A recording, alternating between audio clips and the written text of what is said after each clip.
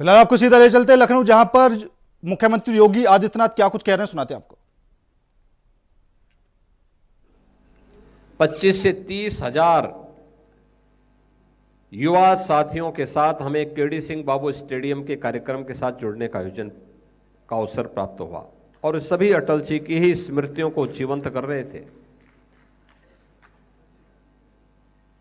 इसके उपरांत अटल स्वास्थ्य मेला लगातार 5 वर्षों में 2019 से लेकर के 2023 तक, जिसके माध्यम से 50,000 से अधिक लखनऊ वासियों ने निःशुल्क स्वास्थ्य के लिए परामर्श, दवा का उपचार, दिव्यांगजनों को उपकरण आदि प्राप्त हुए। ऐसे 50,000 लोग प्रत्यक्ष रूप से अटल स्वास्थ्य मेले से अब तक लाभान्वित हुए हैं और आज और कल फिर अटल स्वास्थ्य मेला युवा नेता श्री नीरज सिंह जी के नेतृत्व में आयोजित हुआ है और अब यहां पे हमें इस आयोजन के साथ जुड़ने का अवसर प्राप्त हो रहा है। प्रदेश भर में अनेक कार्यक्रम चल रहे हैं।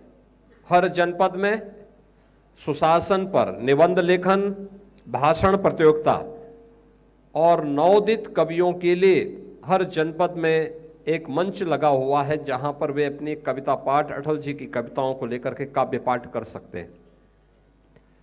ये आयोजन लगातार चल रहे हैं। सुशासन को लेकर के हर एक स्तर पर गोष्ठियां चल रही हैं। कल के समारोह में पूरे प्रदेश भर में पुरस्कार प्राप्तकर्ताओं का सम्मान होगा। अटल जी देश के अंदर सुशासन के एक मॉडल माने जाते हैं। एक सर्वसमावेशी, सर्वस्पर्शी राजनीति कैसे होनी चाहिए, उसके प्रतीक माने जाते हैं। 6 दशकों का उनका राजनीतिक जीवन शुचिता, पारदर्शिता और ईमानदारी का प्रतीक माना जाता है। बहनों और भाइयों, अटल जी जिस बात को लेकर के लगातार बात करते थे वो अत्यंत महत्वपूर्ण है और हमेशा कहते थे कि सिद्धांत विहीन राजनीति मौत का फंदा है। मूल्यों और सिद्धांतों के साथ 6 दशक तक एक राजनीतिक विचारधारा को लेकर के चलना, पक्ष विपक्ष की चिंता के बगैर देश और समाज के मूल्यों को लेकर के कार्य करना,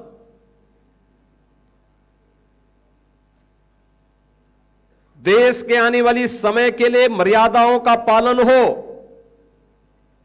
उन मूल्यों की रक्षा हो सके, इसके लिए खरीद फरोख्त की राजनीति से अलग रहते हुए सत्ता की परवाह के बगैर आने वाली पीढ़ी के लिए एक मानक और एक आदर्श प्रस्तुत करने का जो गौरव अटल जी ने प्रदान किया था, आज भी वह भारतीय राजनीति के लिए मार्गदर्शक बना हुआ है। विकास, अटल जी ने जो मॉडल दिए हैं, ग्रामीण विकास हो या शहरी विकास, अंत्योदय की परिकल्पना हो या देश के अंदर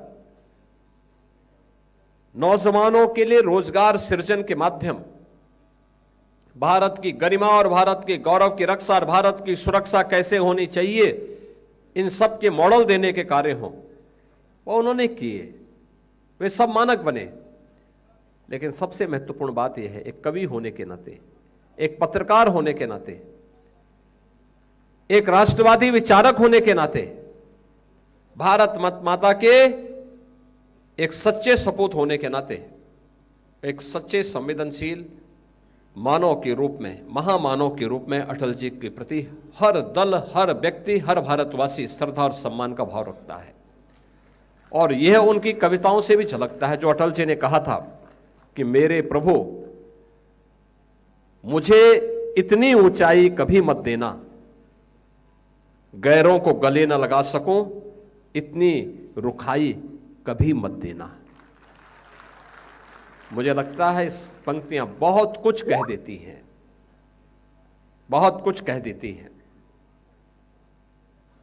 राजनीति के लिए एक मानक है, एक स्टैंडर्ड है, वर्तमान की पीढ़ी के लिए उन लक्ष्मण रेखाओं के साथ चलने की एक नई प्रेरणा भी है। यह हमारा सौभाग्य है कि अटल शताब्दी महोत्सव के साथ हमें जुड़ने का अवसर प्राप्त हो रहा है। उन कार्यक्रमों को मजबूती के साथ हम आगे बढ़ा सकें।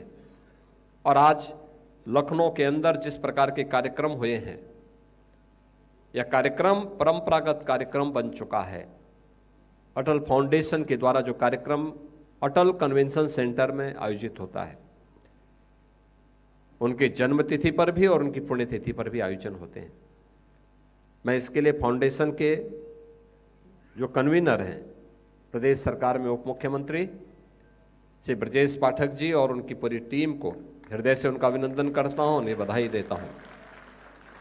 सरदेव अटल जी को उनके स्मृतियों के लिए नमन करता हूं और अटल जी के कार्यों को, उनके द्वारा स्थापित मूल्यों को पूरे प्रभावी ढंग से लखनऊ में, प्रदेश के अंदर लागू करने में अपना निरंतर सकारात्मक सहयोग देने वाले आदरणीय रक्षा मंत्री जी को मैं इस अवसर पर एक बार फिर से अभिनंदन करता हूं। आप सबके प्रति अपनी शुभकामनाएं देता हूं। धन्यवाद। जय हिंद।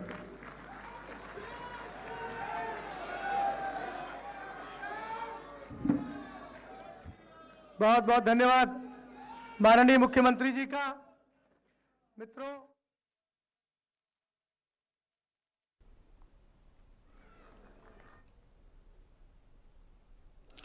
तो प्रयागराज महाकुंभ को लेकर सीएम योगी आदित्यनाथ ने सुरक्षा को लेकर निर्देश दिए हैं और महाकुंभ में सुरक्षा से खिलवाड़ बर्दाश्त नहीं है। तो सीएम योगी ने साफ तौर पर निर्देश दिए महाकुंभ को लेकर कि सुरक्षा को लेकर किसी भी तरह की खिलवाड़ बर्दाश्त नहीं होगी, वही माफिया के गुर्गों पर कार्रवाई तेज करे। तो योगी सरकार ने यहाँ पर साफ तौर पर खुलकर निर्देश दिए हैं कि महाकुंभ में सुरक्षा को लेकर कोई किसी भी तरह की कोई ढील बर्दाश्त नहीं होगी। तो प्रयागराज में टैक्सी ऑटो चालकों का भी सत्यापन होगा और केंद्र की सुरक्षा एजेंसियों से बेहतर तालमेल बनाए जाएंगे। तो यहाँ सीएम योगी आदित्यनाथ ने साफ तौर पर महाकुंभ को लेकर निर्देश दिए हैं कि सुरक्षा को लेकर किसी तरह की भी कोई खिलवाड़ बर्दाश्त नहीं की जाएगी और ऑटो चालकों के भी सत्यापन किए जाएंगे। तो वहीं प्रयागराज आने वाले हर मार्ग पर अतिक्रमण मुक्त बनाया जाएगा। 5 जनवरी तक पूरा कर सड़क नवनिर्माण किया जाएगा। तो वहीं पुलिस बल को मुख्यमंत्री का निर्देश दिया गया है और पेट्रोलिंग भी बढ़ाई जाएगी। तो साफ तौर पर मुख्यमंत्री ने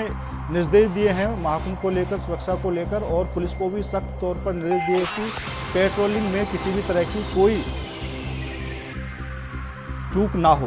तो जाम की समस्या के लिए कार्य योजना भी तैयार की गई है और जहां पर अवैध अतिक्रमण रास्तों पर किया जा रहा है वह उनको भी अवैध अतिक्रमण को मुक्त कराने के निर्देश यहां पर दिए गए हैं। तो प्रयागराज महाकुंभ को लेकर सीएम योगी आदित्यनाथ के साफ तौर पर सख्त निर्देश आ चुके हैं और सभी अधिकारियों को उन्होंने यहां पर निर्देश दिए हैं। अतिक्रमण को लेकर भी साफ तौर पर कहा है। और इसी खबर पर ज्यादा जानकारी के लिए हमारे संवाददाता शोएब रिजवी जुड़ चुके हैं। शोएब, क्या कुछ निर्देश यहां पर सीएम योगी आदित्यनाथ ने दिए हैं और जो महाकुंभ की तैयारियां चल रही हैं, क्या कुछ अपडेट है? देखिए, महाकुंभ की जो तैयारियां हैं वो अपने अंतिम चरण में है, क्योंकि अब कम समय बचा है। मुख्यमंत्री योगी आदित्यनाथ कल संगम नगरी आए थे, उन्होंने अधिकारियों के साथ बैठक की है, तमाम दिशा निर्देश दिए हैं। कुछ जगहों का उन्होंने जाकर के खुद निरीक्षण किया था, वहाँ के कार्यों को देखा था। सीधे तौर पर एक बहुत बड़ा आयोजन है, सनातन धर्म का एक बहुत बड़ा आयोजन होने जा रहा है। इसको लेकर सुरक्षा की जो है वो पुख्ता इंतजाम की बात की जा रही है। प्रशासनिक अमला इसके लिए पूरी तैयारी कर रहा है। खासतौर से पुलिस डिपार्टमेंट की तरफ से जो तैयारियां हैं वो वृहद लेवल पर की जा रही हैं। हर स्तर पर निगहबानी की जाएगी, चाहे वो ज़मीन से हो या आसमान से हो। साथ ही साथ ड्रोन और सीसीटीवी कैमरे जो हाईटेक टेक्निक है उसका इस्तेमाल किया जा रहा है। किसी तरह की किसी भी घटना से निपटने के लिए तमाम व्यवस्थाओं को किया जा रहा है। खासतौर से यहाँ पे जो होटल्स हैं या जो व्हीकल्स चलते हैं उनके जो ड्राइवर हैं उनके सत्यापन, या जो बस स्टैंड या रेलवे स्टेशन है उसके आसपास के लोकेशन पे निगहबानी करना, इन तमाम चीज़ों पर गहनता से काम किया जा रहा है, उसकी मॉनिटरिंग की जा रही है और ये कोशिश की जा रही है कि हर एक चीज़ को पुख्ता तौर पर जांच परख किया जाए। इसीलिए तमाम अधिकारी इस पर निगाह भी रख रहे हैं। आज भी मेला क्षेत्र में कई पुलिस के बड़े अधिकारियों ने दौरा किया है, तमाम व्यवस्थाओं का जायजा लिया है। वो कंट्रोल रूम जहां से पूरे मेले पे निगाह रखी जाएगी, उसका निरीक्षण किया, उसको देखा है। तो ये कहा जा सकता है कि पूरी व्यवस्थाओं को चाक चौबंद करने के लिए हर संभव प्रयास किए जा रहे हैं, क्योंकि मुख्यमंत्री योगी आदित्यनाथ खुद इस मामले में उनका दिशा निर्देश है और उसी के तहत ये सारी तैयारियां की जा रही हैं। बिल्कुल सोहिब, और सुरक्षा के पुख्ता इंतजाम यहाँ पर देखने को मिल रहे हैं। लेकिन अब की बार महाकुंभ में स्नान करने के लिए करोड़ों से ज्यादा लोग वहाँ पर पहुंचेंगे, तो उसको लेकर क्या कुछ जो रूट हैं उनको लेकर क्या कुछ डायवर्जन किया गया? देखिए 40 करोड़ के आसपास श्रद्धालु के 13 जनवरी से और करीब 26 फरवरी तक ये जो आयोजन होंगे, जिसमें शाही स्नान जो होगा, जिसे राष्ट्रीय स्नान नाम दिया गया है, अखाड़ों के जो स्नान है वो होंगे। तो इसको लेकर के तमाम श्रद्धालु आएंगे और इसको लेकर के अलग अलग डायरेक्शन में अलग अलग रूट डाइवर्जन रहेगा। जो आने और जाने के मार्ग है वो अलग अलग निर्धारित होंगे। भीड़ को किस तरह से नियंत्रित किया जाएगा उसको लेकर के सारी तैयारियां की गई, खासतौर से रेलवे स्टेशन, बस स्टेशन, उसके अलावा वैकल्पिक जगहों का चयन किया गया है, जहां पर अगर भीड़ की जो आने वाली श्रद्धालुओं की संख्या बढ़ती है तो कैसे उनको किसी जगह पर रोका जाए या कैसे डाइवर्जन किया जाए, इसकी तमाम व्यवस्था की जाएगी। क्योंकि जितना बड़ा मेला है उसमें जिस तरह से लोग आएंगे उसको लेकर के संगम की जो अलग अलग घाट है वो बनाए गए हैं और खासतौर से जिस डायरेक्शन से लोग चलिए सोहेब, ज्यादा जानकारी देने के लिए आपका धन्यवाद। फिलहाल आपको सीधा ले चलते हैं लखनऊ, जहां पर रक्षा मंत्री राजनाथ सिंह क्या कुछ कह रहे हैं वो आपको सुनाते हैं। कुमार विश्वास को ही सुनना चाहता था, इसीलिए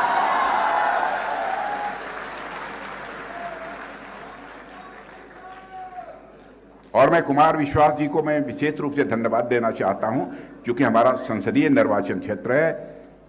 पिछले कई वर्षों से लगातार अटल जी का जब ये जन्म दिवस जब आता है उस समय जो भी लखनऊ में कार्यक्रम होते हैं तो उसमें वो आते हैं, फाउंडेशन की तरफ से आमंत्रित किया जाता है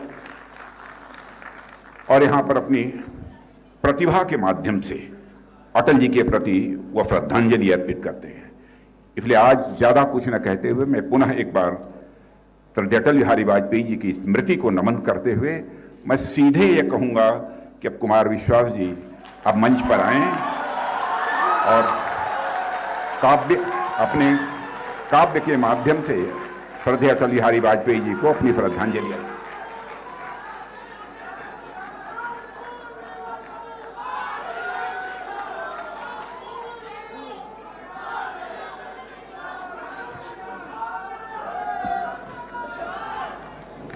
भारत रत्न स्मृति शेष कविकुल शिरोमणि, बैठो बैठो, वो वामपंथ की तरफ बचपन से ही नहीं है। आदरणीय अटल जी की स्मृति में आयोजित इस समारोह में मंच पर उपस्थित और आदरणीय अटल जी की अजातशत्रु छवि के वास्तविक और संसदीय उत्तराधिकारी, देश के यशस्वी रक्षा मंत्री आदरणीय राजनाथ सिंह जी, विश्व में राम राज्य की परिकल्पना जिस वस्त्र विन्यास को धारण करके महाराज भरत ने लागू की, उसी वेशभूषा में मंच पर बैठे प्रदेश के यशस्वी मुख्यमंत्री आदरणीय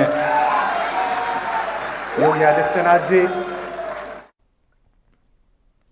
बढ़ते अगली खबर की ओर। खबर कानपुर से है, जहां नगर निगम में भारी हंगामा देखने को मिला है। बैठक के दौरान सपा और बीजेपी पार्षद एक दूसरे से भिड़ गए और पार्षदों के बीच जमकर मारपीट भी हुई है। तो ये कानपुर का पूरा मामला आपको बता रहे हैं, जहां पर पार्षदों के बीच जमकर हंगामा हुआ है और बीजेपी और सपा के पार्षद एक दूसरे से भिड़ते हुए भी नजर आए हैं। तो कानपुर नगर निगम में भारी हंगामा देखने को मिला है। बीजेपी और सपा के पार्षद एक दूसरे से भिड़ते हुए नजर आए, दोनों के बीच हंगामा हो गया। कानपुर नगर निगम में हंगामा हुआ है।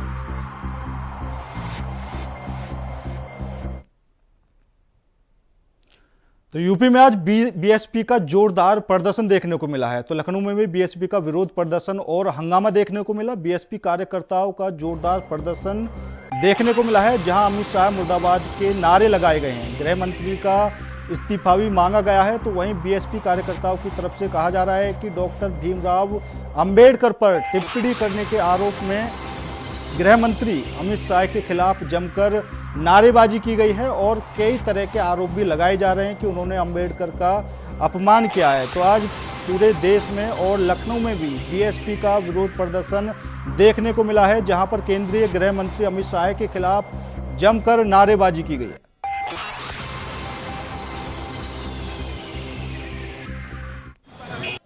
मैं तो पहले बता दूं कि मैं दिनेश वाल्मीकि हूँ, पूर्व मंडल प्रभारी।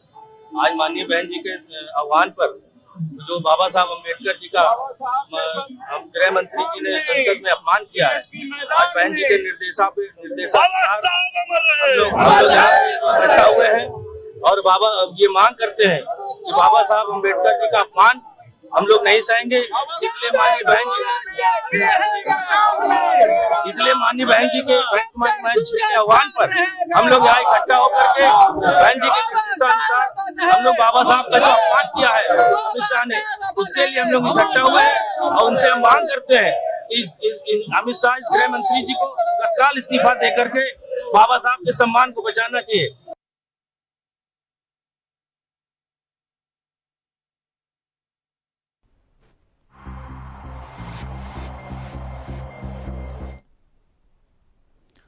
खबर आगरा से है, जहां भीमराव अंबेडकर के सम्मान में बीएसपी मैदान में हजारों की संख्या में बसपाई जिला मुख्यालय पहुंचे, जहां बसपाइयों ने जोरदार प्रदर्शन किया। आपको बता दें कि हाल में ही गृह मंत्री अमित शाह के द्वारा भीमराव अंबेडकर पर की गई टिप्पणी से विपक्ष नाराज है। आगरा के जिला मुख्यालय पर भारी तादाद में फोर्स मौजूद है। वहीं प्रदर्शन को लेकर हमारे संवाददाता जिशान अहमद ने प्रदर्शनकारियों से बात की है, क्या कुछ कहा है सुनाते हैं।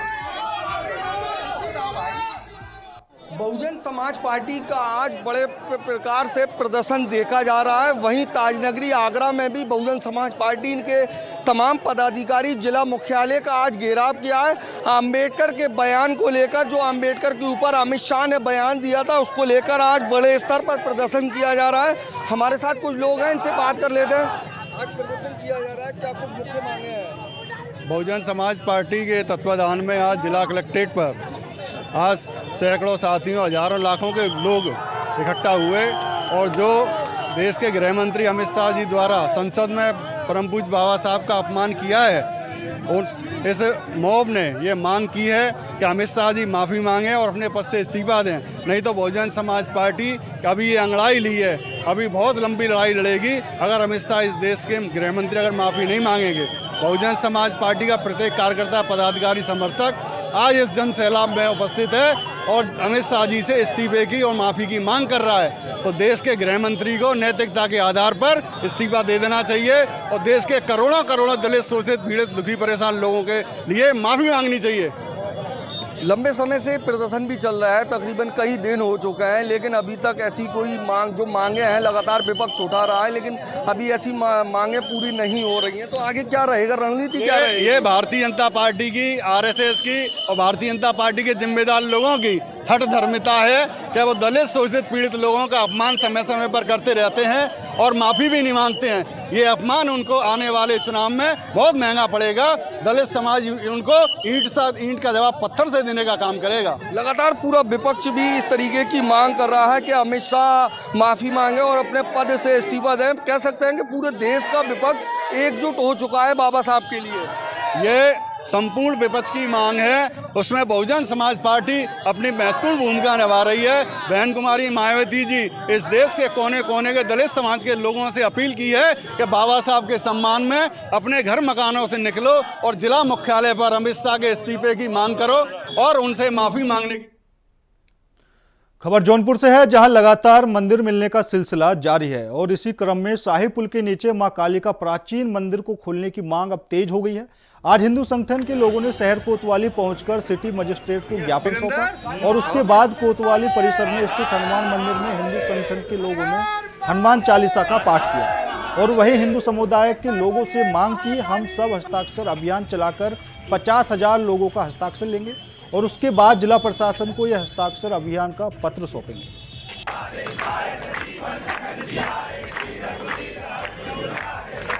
शाही पुल के उत्तरी छोर पे माता काली जी का मंदिर है, ऐसा हिंदू समाज की मान्यता विगत वर्षों से चली आ रही है, जैसा कि हमारे पूर्वज बताते हैं और उसके लिए हिंदू समाज वर्षों से संघर्षरत है। आज उसी को खोलने के क्रम में ये यात्रा की गई। जैसा कि शाही पुल के बारे में कहा था, शाही पुल दरअसल राजा विजय चंद के द्वारा बनवाया गया है और उसके दक्षिणी छोर पे महादेव हैं और उत्तरी छोर पे माता काली जी का मंदिर है। और जैसा कि शाही पुल आप देखेंगे, शाही पुल के आप दोनों साइड अगर झांकेंगे तो उसमें मछली का चिन्ह बना है, शंख का चिन्ह बना हुआ है, चक्र का चिन्ह बना हुआ है। किसी भी इस्लामिक स्ट्रक्चर में कोई इस प्रकार का चिन्ह नहीं पाया था। तो जो ये कहा जाता है कि वो अकबर ने बनवाया था, दरअसल वो राजा विजय चंद ने बनवाया था। उन्हीं के द्वारा भारत जौनपुर में पूरा विकास किया गया है। और उस क्रम में माता काली जी का मंदिर वहाँ था और दक्षिण छोर पे महादेव का मंदिर था। जैसा कि हम लोग के पूर्वज बताते हैं, जब बाढ़ बहुत आई थी तो वहाँ पे बहुत करार बन गया था, जिससे वहाँ पे दुर्घटनाएं होने लगी और लोग डूबने लगे जो दर्शनार्थी थे, दर्शन करने आए। इसीलिए उस मंदिर को मुगलों ने, उसके बाद भी ब्रिटिशर्स ने बंद करा दिया था। लेकिन हमारी जो श्रद्धा है, हमारी जो मांग है, प्रशासन से ही मांग है कि उसको जल्दी खुलवाया जाए। अंदर ये सारा सिग्नेचर अभियान 20 दिन के अंदर हम कंप्लीट करेंगे। यहाँ के जिलाधिकारी एसएसपी महोदय, जरूरत पड़ेगी तो हम योगी आदित्यनाथ माननीय मुख्यमंत्री जी तक भी जाएंगे। लेकिन अब जब तक जौनपुर की व्यवस्था को सुदृढ़ नहीं कर लेंगे, ये अंबुजानंद अब यहाँ से जाने वाला नहीं है। समग्र हिंदू समाज को मैं ये जागृत करना चाहता हूँ, सभी चीजों को, सभी भेदभाव को भूलकर केवल इस कार्य पर एक साथ लग जाएं। हर हर महादेव। अल्टीमेटम हमारा यही था कि सरकार से, प्रशासन से हमने यही कहा था कि हम 2 दिन का आपको जो है समय दे रहे हैं, आप अपनी स्थिति को प्रकट कर दें। लेकिन उनकी जो स्थिति थी आधी कल रात में ही स्पष्ट हो गई। उन्होंने कह दिया कि देखिए, आप वहां दीवार को अगर डायरेक्ट अपने मन से तोड़ने जाएंगे तो हमें प्रशासनिक कार्यवाही करनी पड़ेगी। उन्होंने कहा कि आप संविधान तोड़ना चाहते। खबर संभल से है, जहां शाही जामा मस्जिद मामले में सर्वे की रिपोर्ट 9 दिसंबर को न्यायालय में पेश होनी थी, लेकिन कोर्ट कमिश्नर का स्वास्थ्य सही न होने के कारण उन्होंने न्यायालय से 15 दिन का समय मांगा था, जो आज पूरा हो गया है। आज जब इस विषय में कोर्ट कमिश्नर रमेश राघव से बात की गई तो उन्होंने कहा कि न्यायालय आज लास्ट वर्किंग डे है, इसके बाद विंटर वेकेशन हो जाएगी और सर्वे की रिपोर्ट लगभग तैयार है। यह रिपोर्ट 2 या 3 जनवरी को न्यायालय में पेश कर दी जाएगी। क्योंकि सुप्रीम कोर्ट ने इस मामले में 6 जनवरी तक स्टे लगा रखा है, इसलिए 6 जनवरी को न्यायालय में रिपोर्ट पेश कर दी जाएगी।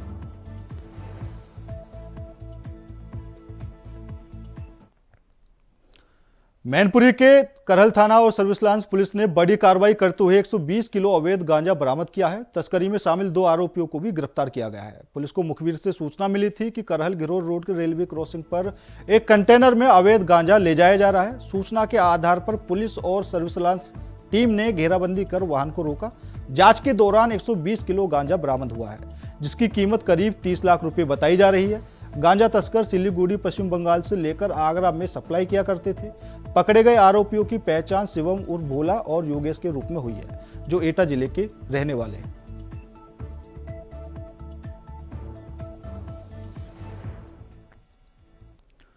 प्रतापगढ़ में निर्माणाधीन हाईवे और ओवरब्रिज के काम का निरीक्षण करने के लिए प्रयागराज मंडल के मंडल आयुक्त ने औचक दौरा किया। इस दौरान जिला प्रशासन और पुलिस विभाग के उच्च अधिकारी भी उनके साथ मौजूद रहे।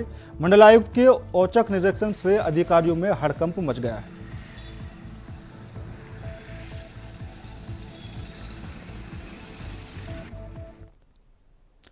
सोनभद्र के ओबरा थाना क्षेत्र के सेक्टर 10 में गैंग बनाकर आए लड़कों ने कॉलोनी वासियों के साथ जमकर मारपीट की। इस दौरान लड़कों ने कुछ लोगों पर लाठी और चाकू से हमला कर दिया। इस अचानक हुए हमले में 5 लोग गंभीर रूप से घायल हो गए। ज्यादातर लोगों के सिर में चोट लगी है। इस हमले का एक वीडियो भी वायरल हो रहा है, जिसमें कुछ लोग लाठी डंडे से मारपीट करते हुए दिखाई दे रहे हैं। हमले में घायल व्यक्ति का कहना है कि कुछ दिनों पहले गैंग बनाकर आए लड़कों को जब उसने बेवजह घूमने और उत्पात मचाने से मना किया तो उन्होंने धमकी दी और रात्रि में हमला करके उन्हें घायल कर दिया। घटना की सूचना मिलने पर पुलिस मौके पर पहुंची और लेकिन पुलिस इसे 2 पक्षों के बीच मामूली मारपीट की घटना बता रही है।